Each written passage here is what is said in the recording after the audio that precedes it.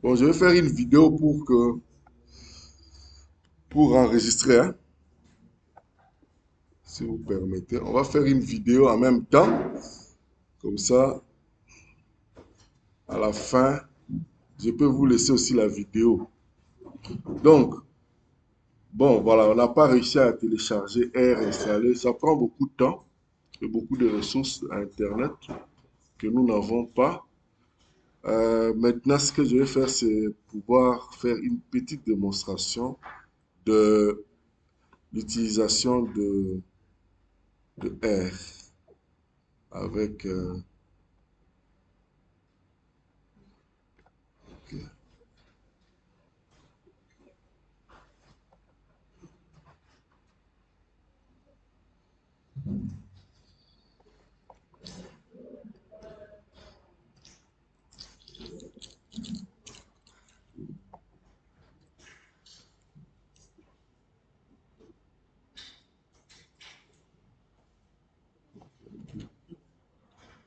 Bon. Est-ce que vous voyez là? Je peux agrandir, hein?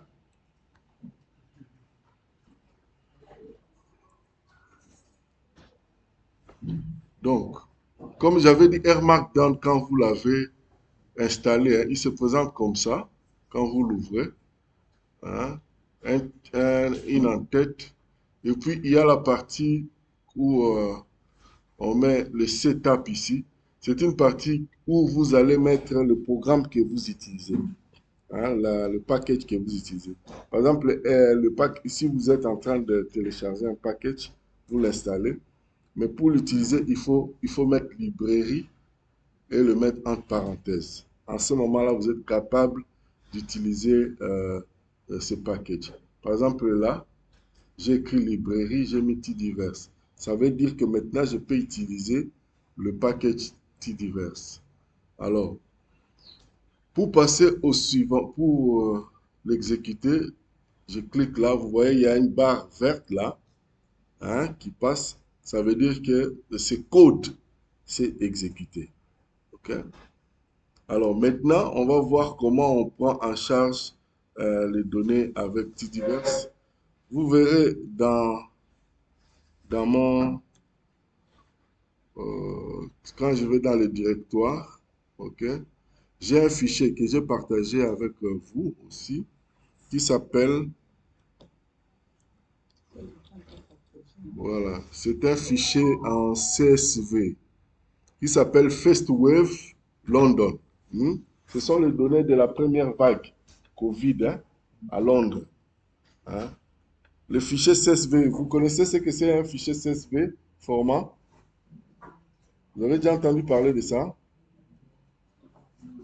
C'est bon, si, c'est pas un péché. C'est comment separate value, hein? Comment separate value. Je vais donner un exemple. Par exemple, quand vous êtes euh, dans Excel, je peux ouvrir n'importe un Excel vierge. Voilà. Un Excel.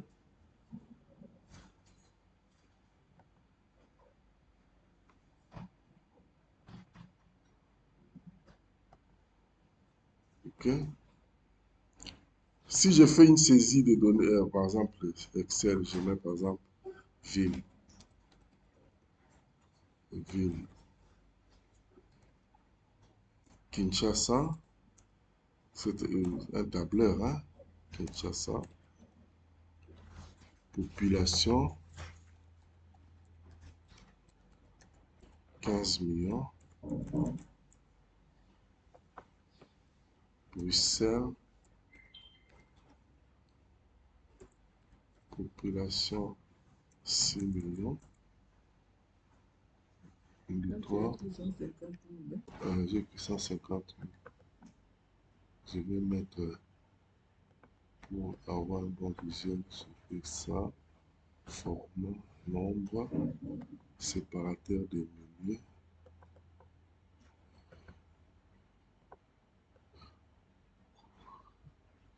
15 millions, voilà, 6 millions. Donc, quand vous avez un tableau comme ça,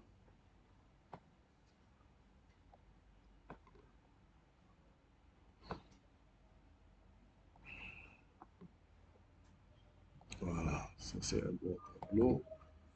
Un tableau comme ça, vous pouvez, quand vous devez l'enregistrer, par exemple, fichier enregistré sous. Alors ici, je donne un nom. Je vais mettre n'importe, disons même d'entrée. Alors, je vais mettre un nom, ville. Alors, quand on me demande sous quel format ici, vous voyez ici, feuille de calcul, je vais augmenter. Alors, vous voyez, il y a plusieurs formats. Il y a ici CSV, séparateur, point virgule. Hein? C'est ce format-là qu'on utilise pour entrer les données dans R. OK? Donc, par exemple, celui-là, si je le saisis, vous verrez que je suis dans mon directoire, dans mon répertoire. Voilà, ville, il est là, CSV. Hein? Le même format que j'ai ici. Hein? FirstWave CSV. Donc, c'est un format où le séparateur, c'est le point-virgule. Hein? Chez les Américains, avec leur Excel, le séparateur, c'est aussi le virgule. Hein? Vous pouvez voir la structure en utilisant un éditeur de texte. On peut voir ça. Par exemple, je suis là, FirstWave. Hein? Je vais faire une copie pour ne pas déranger ce fichier-là. Voilà. FirstWave copie. Je peux ouvrir ça avec un éditeur de texte, par exemple Notepad. Vous voyez comment les données seront structurées. Notepad plus. OK. Voilà.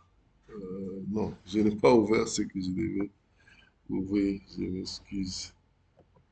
C'est FirstWave London. Voilà. C'est ça que je devais copier, pas celui-là. Voilà. Quand vous ouvrez avec Notepad plus, voilà. Vous voyez qu'il y a à chaque fois un texte séparé du suivant par des virgules. Hein? Ça, c'est des en-têtes de colonnes. Ça va? Ça veut dire que dans un tableau, vous avez ça comme variable et ceci, tout ce qui vient ici, là, avant la première virgule, ce sont les valeurs, hein, de la première variable. Ça va? Area name, c'est la deuxième colonne. Ça va? Donc tout ce qui vient après la première virgule sont les valeurs de la deuxième colonne. OK? C'est comme ça que, hein, c'est représenté. Et à la fin, quand on ouvre, ça vous donne un fichier comme un fichier Excel. Hein? Exactement comme un fichier Excel.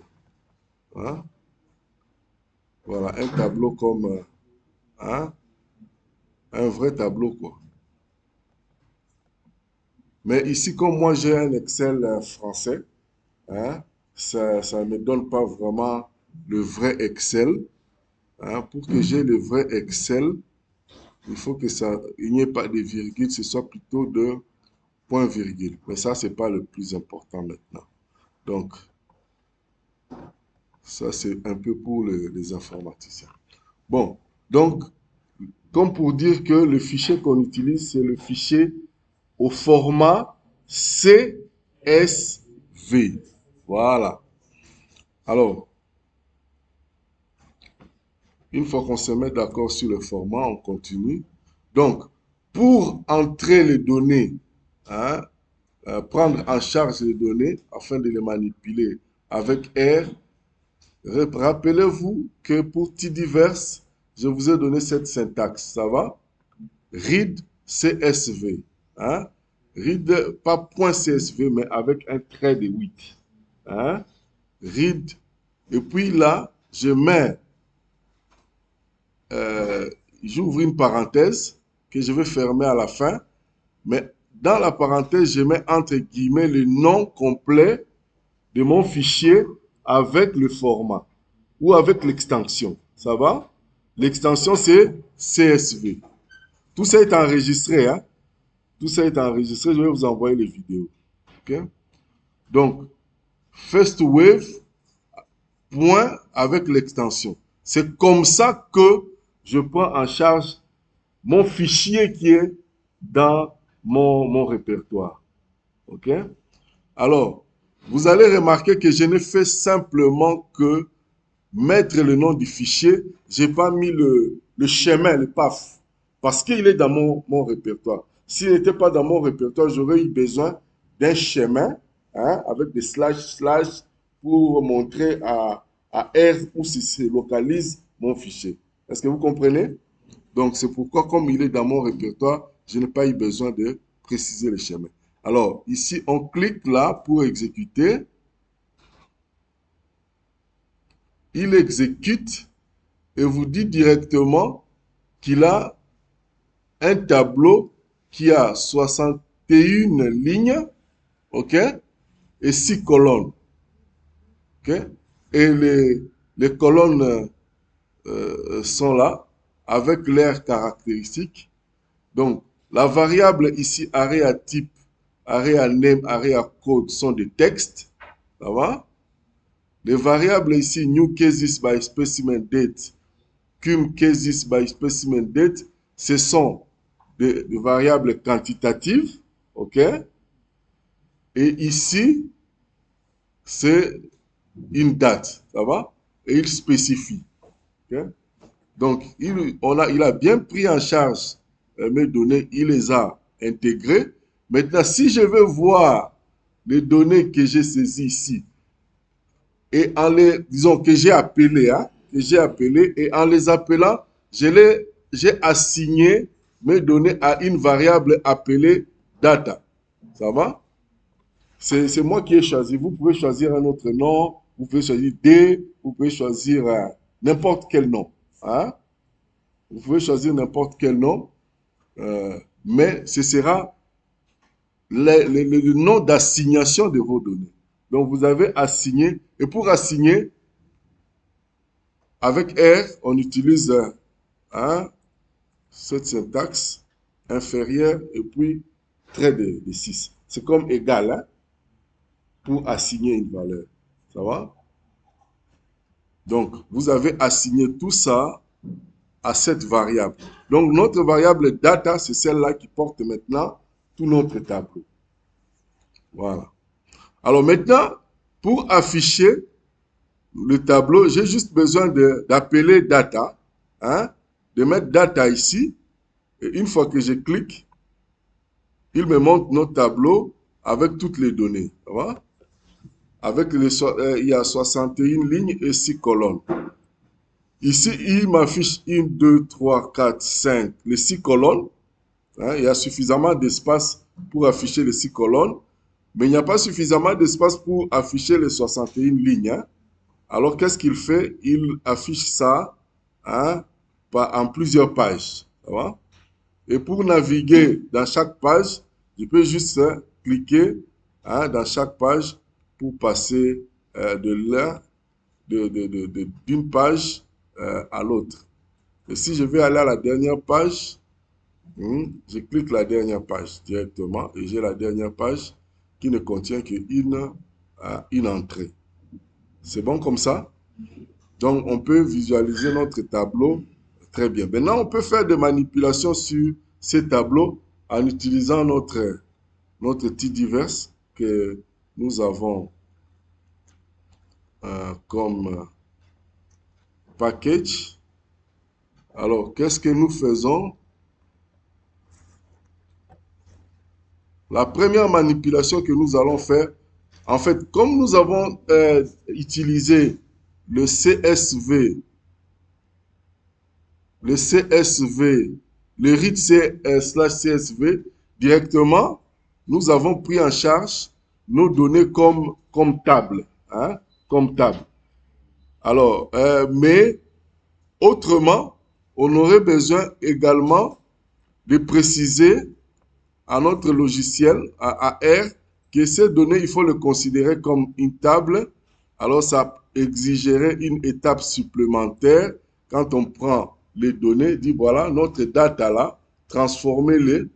Hein, on fait, ça, c'est un nouveau data qu'on assigne au même data qui est au-dessus.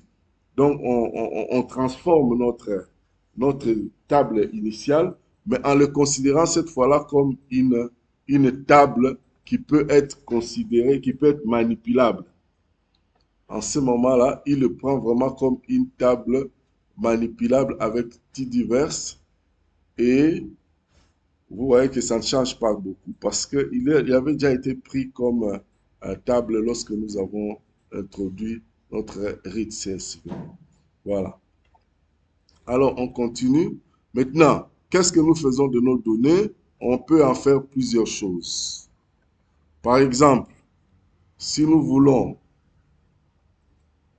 nous avons vu hein, que les données ici sont mal orientées, mal rangées par date. Vous voyez ici, il y a 2000, le 28 février 2020, le 26 février 2020, le 22 février, le 20.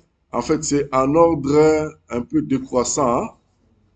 Si nous voulons le placer en ordre croissant, ok? Non, non, c'est ici, nous sommes ici. Je suis obligé de rentrer à chaque fois pour... Voilà, c'est ici que nous sommes. Voilà, ici, nous l'avons un peu classé de manière désordonnée. Vous avez le 3 avril 2020, le 2 avril 2020, le 1er avril, le 31 mars, le 31 mars. Si nous allons au deuxième, le 24 mars, le 23 mars, c'est un peu pêle-mêle, hein? Les dates sont mal classées. Si nous voulons arranger les dates de la première, du plus ancien au plus récent, on avait vu hier qu'on pouvait utiliser une fonction de TDR qu'on appelle arrange. Voilà. Cette fonction-là. OK? Donc, nous prenons nos data, notre variable data. On fait un pip, hein, pour dire que nous sommes dans T-divers. C'est T-divers qui utilise toujours ça. Et on écrit notre fonction arrange dans laquelle nous mettons le nom de la colonne où nous voulons que l'ordre s'efface. Hein, du plus petit au plus grand ou du plus ancien au plus récent. Ça va? Si nous choisissons par exemple New Cases by Specimen, donc nous n'aurons plus ce que nous avions là. New Cases by Specimen, c'est ça. Hein, New Cases by Specimen. Nous n'aurons plus ce que nous avions là, hein, les valeurs pêle-mêle. OK? Nous n'aurions plus les valeurs pêle-mêle, nous aurons des valeurs rangées, du plus petit au plus grand. OK? Voilà. Vous voyez, quand nous disons qu'il faut les ranger, c'est pas simple comme ça. Voilà.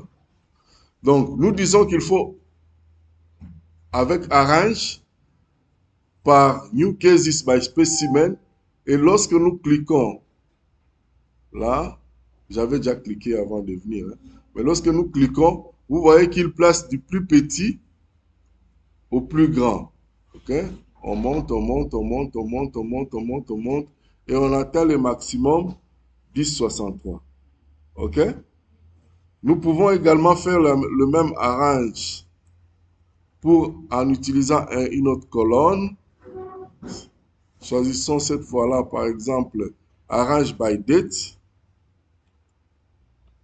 OK? Arrange by date. Et si nous exécutons, c'est par date qu'ils sont classés, de la date la plus ancienne à la date la plus récente. Hein? Là, c'est février 2020. Si on monte, on va jusqu'en mars, avril 2020. Ça va? Voilà. Donc, maintenant, là, vous voyez le rôle de la fonction arrange. Hein? Quand nous prenons un tableau, la fonction arrange nous permet de classer, hein, en ordre croissant. Ça va? Du plus ancien au plus petit. Oui, question?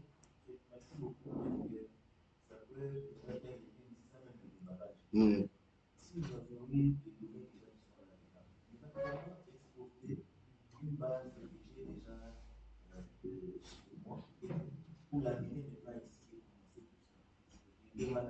Il faut d'abord transformer en CSV. Quand vous faites euh, enregistrer, vous enregistrez au format CSV. Et après le format CSV, vous attachez comme avec la syntaxe que j'ai montrée là, read CSV, vous mettez le nom de la base dans votre braquette. Voilà, voilà. Le nom de la base avec l'extension CSV auquel vous l'avez attaché. Bon. Par rapport à sa question, vous avez donné encore une nuance au départ, vous avez dit, ici, votre fichier est déjà dans votre base, c'est comme ça qu'il apparaît directement. Mais s'il est dans un dossier, vous avez demandé de faire un chemin suivre avec voilà. Le plus facile à faire, c'est de prendre votre fichier, de l'enregistrer dans votre directoire de travail. Ça va? Vous avez un répertoire de travail. Ça s'appelle le directory. Ce que vous voyez ici, c'est notre répertoire de travail. Notre R travaille directement sur les dossiers qui sont dans cette. C'est lorsqu'ils sont en dehors de ces répertoires que vous devez préciser le chemin. C, slash, slash, slash, là où il se trouve, ainsi de suite. Je me fais comprendre. Ici, quand il est dans le directoire, vous n'avez besoin de ne rien faire à part d'écrire le nom de votre fichier. Je me fais comprendre. Comment l'amener? Non, le directoire, c'est un dossier. Ah, ok, très bien. Le directoire, c'est un dossier. Vous voyez ici, on va lire ensemble. Il y a User, HP, OneDrive, Service de biologie moléculaire, KSPH, Training. Vous avez vu le chemin? Maintenant, dans mon navigateur Windows, ok, je peux faire le même exercice. Ok, je suis dans mon OneDrive ici, hein, service de biologie moléculaire. Ok, vous voyez ça ici? Ok, KSPH, vous voyez ici? Training, vous voyez là-bas? C'est ça mon directoire, la R. Donc, si je prends mon dossier, je viens le mettre là-bas, je l'ai placé dans mon directoire de R. Parce que le directoire de R est placé là-bas. Donc, le directoire, ça s'est choisi au moment où vous créez votre projet R, vous précisez le directoire. Ça va? Quand j'ai créé le projet R, j'ai précisé que ce projet s'ouvre dans tel dossier. Et c'est là que mon projet R se trouve. Et je l'utilise comme directoire. Donc, quand j'aurai mon gros fichier là, je vais l'enregistrer au format CSV dans mon directoire là pour pouvoir travailler sur ça.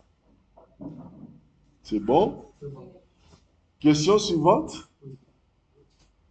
Allez-y. pour la fonction Oui. c'est dans un sens, est-ce qu'on peut se déplacer en ordre? Dans le sens reverse aussi, c'est possible. Il y a une syntaxe qu'on met pour faire le reverse. Oui.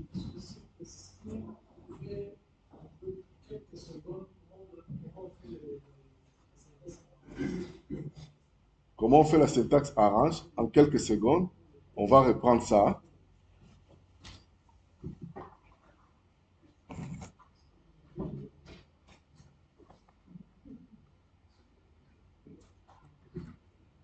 Il y a d'autres enseignants qui disent, quand j'expliquais là, vous étiez où? Ouais, Ok, allez, on va y aller.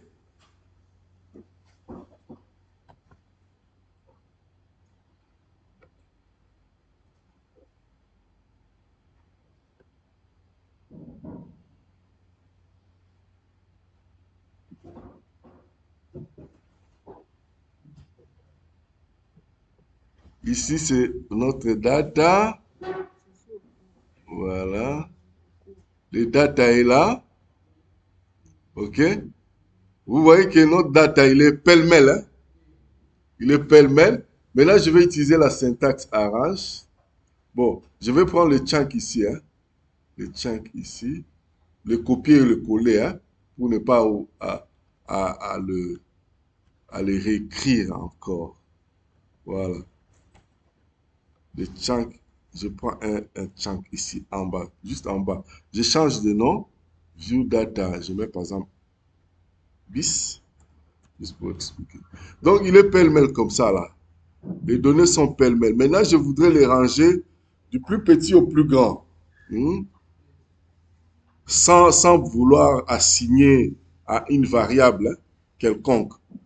Parce que si je dois assigner une variable quelconque, ou même à la même variable, pour la modifier, j'écrirai ici, je ferai ça, et je mettrai ça. Hein? Et puis je mets data. Hein? Euh, voilà, ça c'est pourcentage. Laissez-moi. Pourcentage supérieur, pourcentage, et puis je mets arrange. OK? Mais je ne fais pas ça. J'enlève ces data ici. Je vais simplement afficher une conformation, une nouvelle conformation. Je mets arrange. Comme c'est une fonction, je vais entre parenthèses. Alors, je vais arranger en fonction de quoi? Bon, j'ai les mêmes régions, j'ai les mêmes codes. C'est pas intéressant de les ranger en fonction, c'est la même chose. En fonction de la date, je peux ranger en fonction de la date. Si je veux la date du plus ancien au plus récent, je peux ranger par cette variable, hein, du plus petit au plus grand, ou la dernière, le chiffre cumulé. Prenons les chiffres cumulés, par exemple. Ça va me donner du début de l'épidémie à la fin de l'épidémie. OK? C'est cum cases by specimen date. Je peux simplement copier ça, tout en sachant que j'ai oublié le C. Je copie. Je viens ici. Comme j'ai oublié mon C. Je commence par mon C. Je colle là. Coller, c'est CTRL V, hein? OK? J'arrange by cumulate cases by specimen date. Et quand je mets ça, ça affiche, hein, ça affiche par de 1 jusqu'à au dernier jour. Hein. Le dernier jour, c'est quel chiffre? 13 133. On est arrivé au dernier jour à 13 134 cas. Hein. Donc là, j'ai rangé par du plus petit au plus grand, suivant comment, le nombre cumulé. C'est bon? L'inverse aussi est possible. Oui, on met reverse. On met reverse. L'inverse est aussi possible. OK? Autre chose? Question? Il va les reverse. Alors, il y a une autre fonction qu'on appelle le map reverse.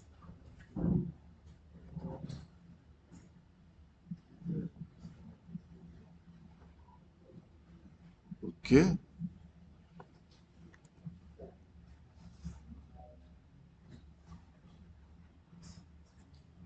C'est un peu comme arrange, hein? Mais là, c'est map reverse. Alors là, il faut que j'ai assigné ici mes données à data pour que je puisse faire un reverse sur ces data. Voilà, donc ici j'ai assigné à data. C'est très bien. Il suffit que j'appelle le data pour l'avoir. Alors, le reverse, il suffit que je prenne la fonction map_reverse sur mon data. OK.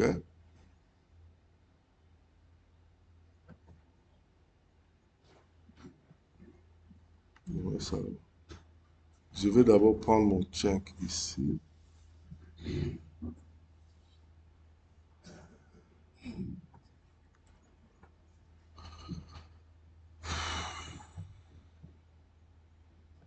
Voilà.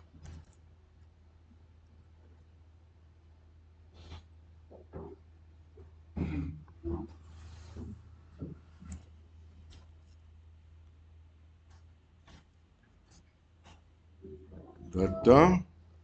Sur mon data, j'ai ouais, ça. OK. Ça.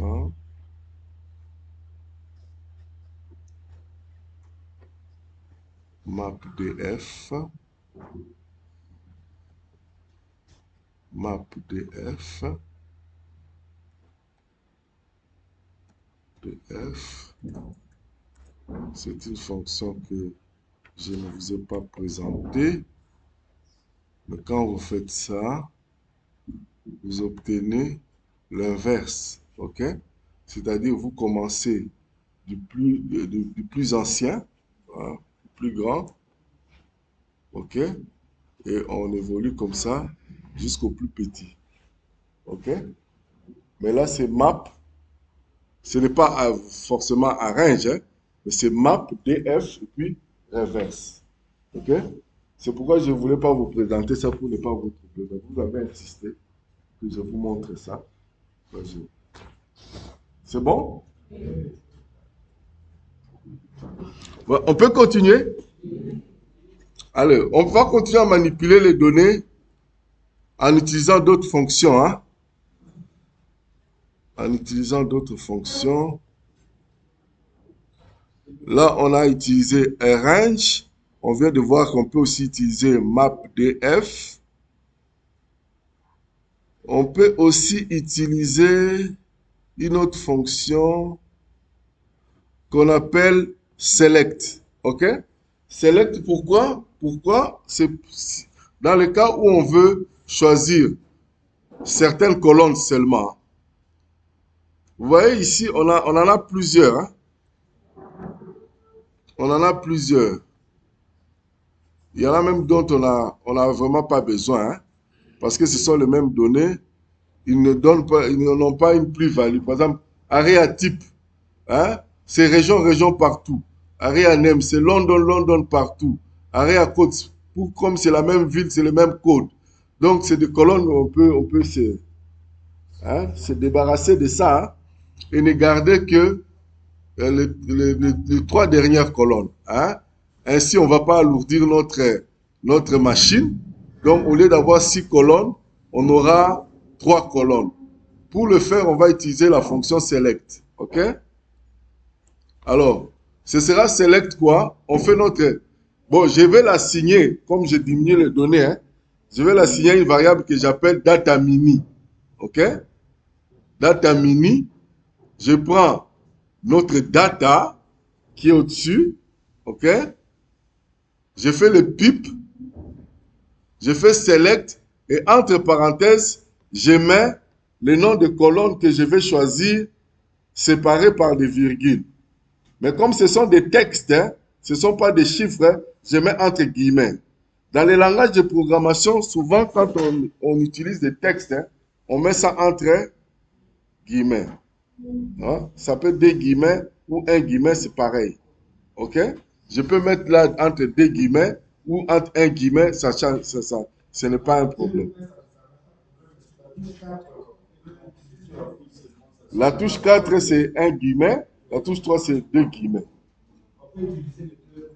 Sans problème. Hmm.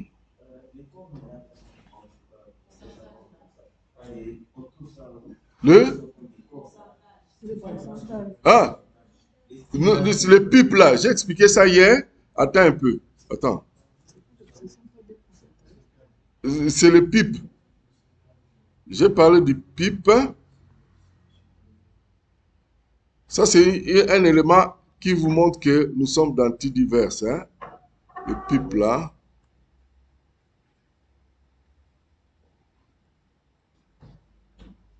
C'est ça. Hein? L'opérateur PIP.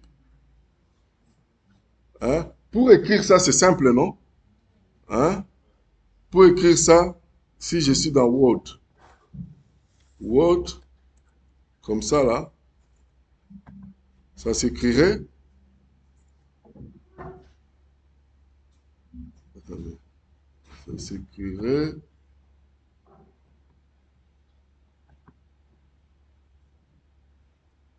Ça s'écrirait. Pourcentage. OK? Supérieur. Pourcentage. Hein? C'est ça le PIP. Attendez, je vais augmenter le. Hein? C'est ça le PIP. Et il dit quoi? Les cornes, hein? Il a dit cornes, hein? Non, PIP. Donc c'est comme ça qu'on écrit ça. C'est comme ça qu'on écrit ça. Ça fait dire à l'ordinateur que voilà, il faut considérer ça comme un PIP. Donc une étape subséquente. Voilà. Une étape subséquente. Un tuyau. C'est bon? Si vous avez quelque chose que vous ne comprenez, parce que moi je ne peux pas comprendre que vous ne compreniez pas ça, hein, parce que moi ça fait des années que je suis dedans. Donc, vous, c'est le premier jour, s'il y a quelque chose que vous ne comprenez pas, ce n'est pas une bêtise. Dites-moi. Mm.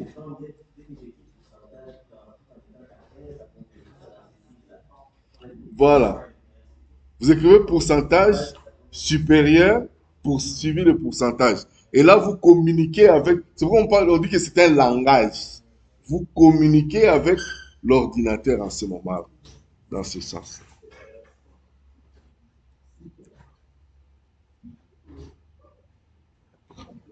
Voilà, ça c'était Select. Et quand je clique comme ça sur Select,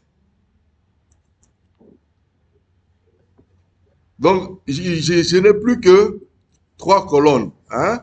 Les autres colonnes sont parce que j'ai sélectionné seulement. Donc, de plus en plus, la dimension de mon tableau hein, s'est réduite. Ça, c'était pour Select. Voilà. Question sur Select. Vous pouvez comme ça, vous pouvez avoir des tableaux avec 15 000 variables. Vous prenez seulement les variables dont vous avez besoin. Ça peut être 15, 20. Vous les sélectionnez et vous faites vos analyses. Vous pouvez aussi renommer les colonnes. Hein. Vous avez vu que j'ai des colonnes qui sont nommées un peu bizarrement là. Hein? Tantôt c'est New Cases by Specimen Date. Donc c'est un peu bizarre. Donc je pourrais simplement changer ceci en mettant nouveau cas. Et ici cumule des cas, non? Hein? Alors pour le faire, on va utiliser la fonction rename de type divers. Voilà. Donc, il suffit que je prenne mon data mini là, je la signe encore à data mini, ça veut dire que je change mon data mini, parce que je vous avais dit que les variables sont des conteneurs de données, mais vous pouvez modifier ces conteneurs de données. Hein? Vous pouvez modifier ces conteneurs. Là, je suis en train de modifier mes conteneurs de données en l'utilisant lui-même. Donc, je prends mon data mini précédent, je fais le pip, ok? J'utilise la fonction rename et je dis, je donne le nouveau nom de la colonne ou de la variable, nouveau cas égale new cases by specimen date, cumule cas égale cum cases by specimen date. En ce moment-là, quand j'exécute, ça va me donner une nouvelle table avec les noms de colonnes qui ont changé. Ça va?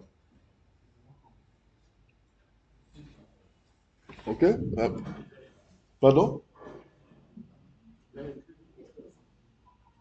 Donc, il faut commencer par le nouveau nom, parce que souvent on fait la confusion, hein. On commence par l'ancien nom, et puis on met égal au nouveau nom. Non, il faut toujours mettre le nouveau nom égal ancien nom. Parce que la machine va aller chercher l'ancien nom pour pouvoir lui assigner le nouveau. C'est bon? Ça, c'était la fonction rename.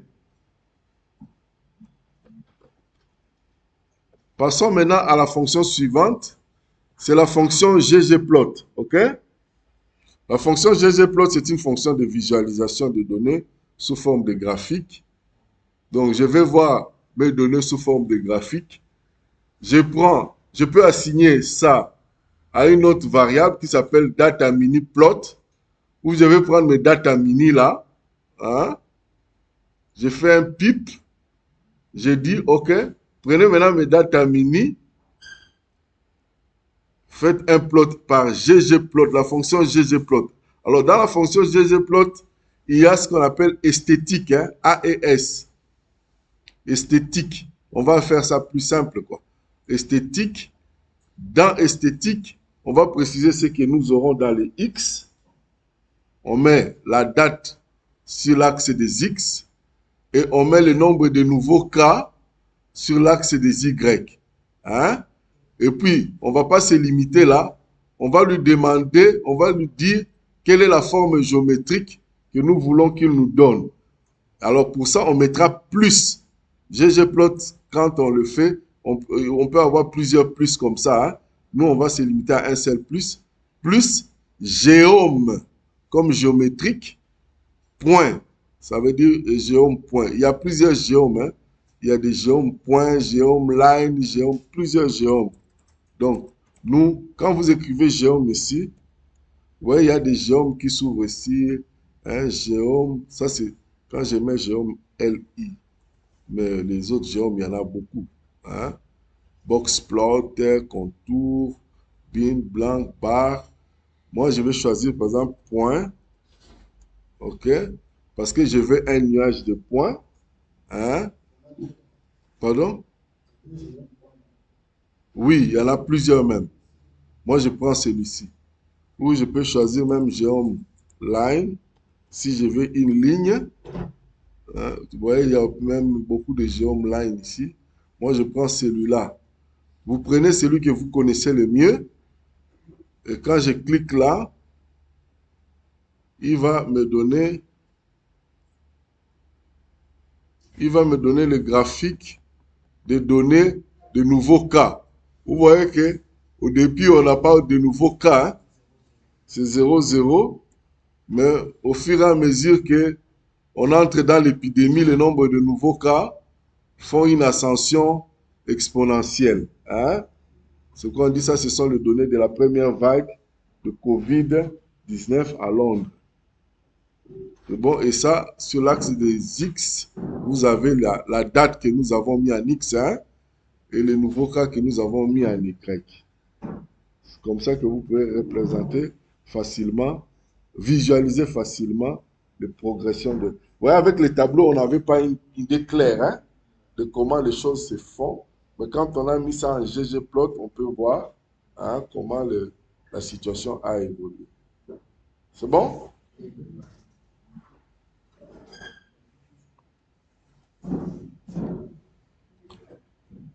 Alors, c'est vraiment, quand vous allez faire des interviews pour le travail, si on vous dit, vous connaissez R, la plupart d'interviews, ce sera sur ça, sur taille diverse. Le seul, ce sera sur taille diverse. On dit, démontrez-nous que vous connaissez R. On vous donne une petite, hein, donnée là. Si vous faites seulement mitat ou bien select, on vous prend déjà au travail. On ne va pas vous dire, ah, vous connaissez. Peut-être que vous ne connaissez que ça. Hein? On va vous dire, vous connaissez, donc inutile de continuer l'interview. Alors on vous prend, vous irez apprendre demain parce que vous savez que quand vous serez maintenant au boulot là, ce sera maintenant, il faut prouver, démontrer que vous connaissez bien. Alors là, vous aurez le temps d'aller apprendre. Je me rappelle, j'ai passé une interview, c'était divers comme ça, là. En ligne, hein, on m'a envoyé les données en ligne, là. Je sais pas. Alors, ils font tout pour que hein, vous n'alliez pas dans une autre fenêtre hein, pour commencer à chercher dans Google comment faire. Alors, si vous avez votre automatisme, c'est là on saura que vous connaissez hein, le faire de manière autonome. Vous n'avez pas besoin d'une assistance. Voilà. On va passer. Maintenant, on peut aussi filtrer les données. Filtrer les données, c'est bon, vous avez des valeurs hein, pour une colonne, pour une variable, vous avez des valeurs qui sont, bon, de 1 jusqu'à des millions, mais vous voulez filtrer, vous voulez prendre une plage de valeurs, bien celles qui sont inférieures à une valeur précise, qui sont entre une valeur et une autre, hein, ou bien qui sont supérieures à, vous pouvez filtrer. Par exemple, là, je vais prendre seulement, je vais l'assigner à une autre variable que je vais appeler data mini reduce, où je prends mon data mini, ok, je fais le pip, je fais filter, ok, je prends disons les valeurs qui sont dans la colonne cumul cases et je dis supérieur ou égal à 1000. Hein, ça c'est 1000, hein, si je ne me trompe pas. Alors, quand je vais appeler data mini reduce, j'aurai simplement les valeurs de mon tableau où cumul de cas, le cumul de cas est supérieur à 1000. Donc, le cumul de cas est supérieur à 1000, ça veut dire que l'épidémie est suffisamment progressée hein, pour avoir un cumul de cas au niveau de 1000. Alors, quand je exécute, voilà, je vois que j'ai un tableau plus réduit hein, qui part du 15 mars 2020 jusqu'à la fin de l'épidémie. Donc, je peux ainsi dire aux gens, bon, la période où on a atteint plus de 1000 cas, c'était à telle date. Hein. Je dis, on a atteint plus de 1000 cas à telle date et ça continue à évoluer jusqu'à la fin de l'épidémie à 4843. Un peu comme ça. Vous avez compris un peu le rôle de filtre. Voilà. On met un critère, on met une condition. Hein, hein, on met égal. Vous pouvez mettre égal. Égal, c'est toujours deux égaux. Hein. Égal, c'est toujours deux égaux. Si je dis égal à, par exemple, à 1979, je ne mettrai pas euh, comme ça, je mettrai deux signes égaux comme ça. OK? Vous voyez là? Et là, quand je clique, il me donne seulement une entrée. Il a même zéro. Il n'y en a pas. Non, c'est 1000 qu'il n'y a pas. 1679, j'ai dit, hein? 1679. Là, je crois, une entrée.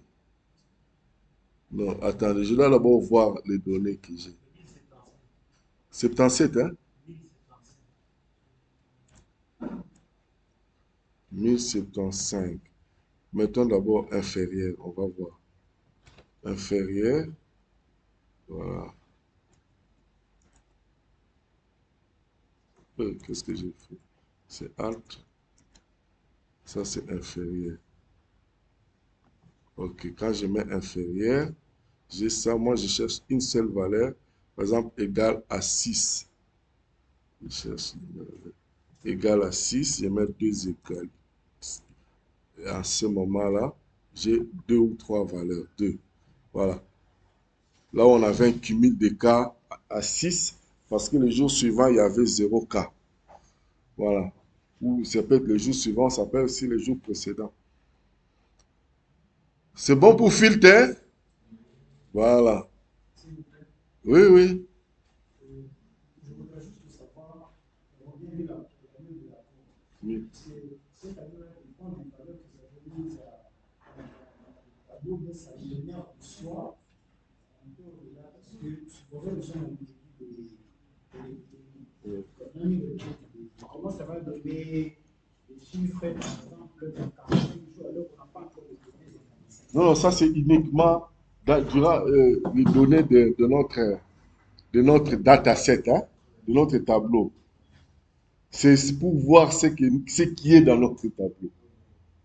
Nous ne sommes pas encore à l'étape de la prédiction, hein. On verra la prédiction après. Ça, c'est ce qui est dans notre tableau. La première vague.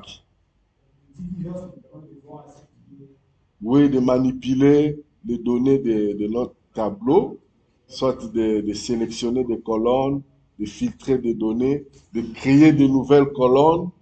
Hein. Je n'ai pas la fonction, la mutate ici, hein. Non, hein. Bon, on va voir une dernière fonction, hein, une dernière fonction, parce que apparemment la fonction mutate, nous ne l'avons pas ici. Ce que nous pouvons faire, c'est ceci.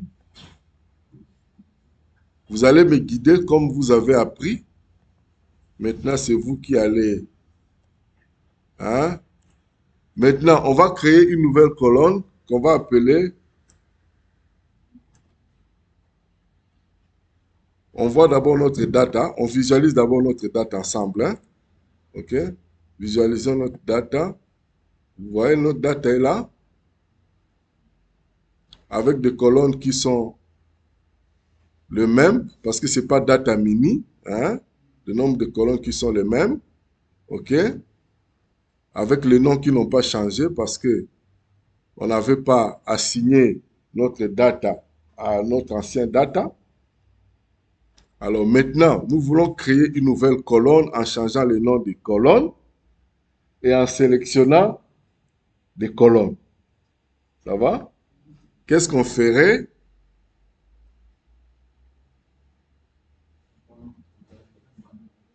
Aidez-moi.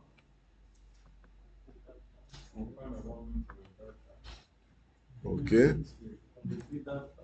On veut que ça reste notre data. On ne veut pas une nouvelle variable. Hein?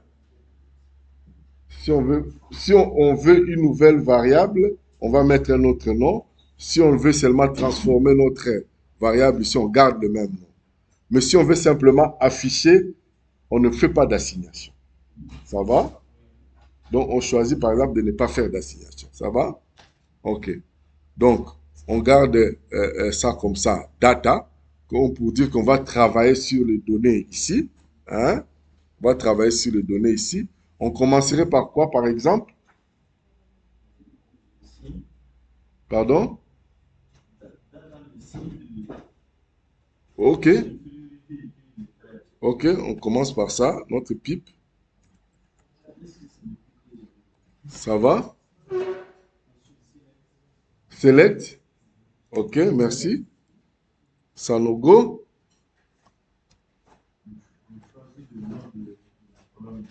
On choisit le nom de colonne à sélectionner, hein? OK, on va mettre ça entre guillemets. Ça va? Prenons la date.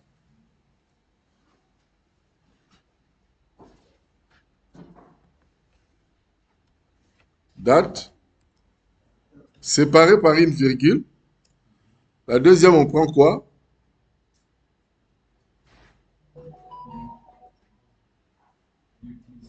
New cases by specimen. Je peux copier ça comme ça.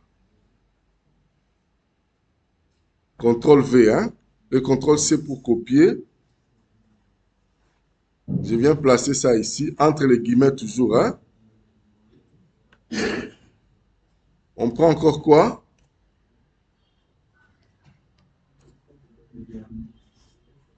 Cum cases by specimen date, c'est ça?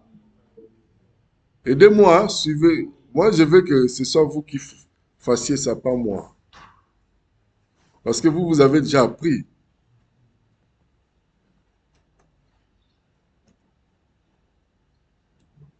Excusez.